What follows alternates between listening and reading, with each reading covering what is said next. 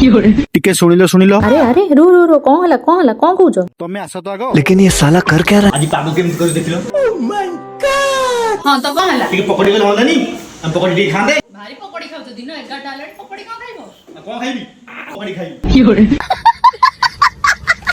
मो हजलामेंट तो शुणा मुडे नहांती तेबे तांको फरमाइश रे तो पकड़ी बनै परिबिनी किंतु बेसन तैयारी तरकारी बनैबा पई हेले सेति मत दरकार दीटा छोट गिना बेसन स्वाद अनुसार लूण गोटे छोट चमच हळदी सबको मिसई सेतिरे पानी दे पतला बैटर टे तैयारी करली एबे पियाज अदा रसुण सब मु बाटी नेबी मसला रो यूज दी थर करिया पड़ियो बोली सेति मु मसला रो भाग टिके अधिक नेची कढ़ई गरम हेले सेतिरे तेल नै मसला प्रस्तुत करबी बेसन जंतनी पई सेतिरे अल्प जीरा आगरु बाटी रखिथा मसला रो 2 चमच पके दे मिक्स कला को डाडू नासी पहुंची गला ता मामा ठीक से काम करूची कि नाही चेक करबा पई एबे सेतिरे मु पकेबी लंका गुंड जीरा गुंड और धनिया गुंड टिके कसई सारला परे पूर्वरु रेडी कर रखिथिबा बैटर को ओजाडीबा सह लुहा खड़िकारे गोळेबी जदी न गोळेबी ताले गेटा गेटा रहि जिवो केही पानी गरम करी सुखिला चूना पकई जंतंती किंतु सेमिति करले गोटे गोटे जगह रे गेटा रहि जिवो परे मिसिबारे प्रॉब्लम हबो डाडुन मते हेल्प करिया पई गोटे थाली रे सोरिस तेल दे लगई देला एबे हमर बेसन रे प्रस्तुत जंतनी हि गेला रेडी जंतनी को थाली रे काढी सेट हबा पई 15 मिनिट मु छाड़ देली एबे बेसन रे प्रस्तुत जंतनी ठंडा हबा सह सेट भी हि गेलानी एई भली भाबे सेट हि गेले हाथ रे लागिवो नाही एबे मु आळू को गोटे रु 2 मिनिट तेल रे भाजी नउची एबे जंतनी को मु छोट छोट पनीर साइज रो काटी नेली गोटे पटे मसला कसैबा सह आरा पटे बेसन रो स्लाइस सब छाणी नेली छोट जन देखिला बेसन रो स्लाइस सब छणाई कि थुआई जी कहला मामा मते गोटे दे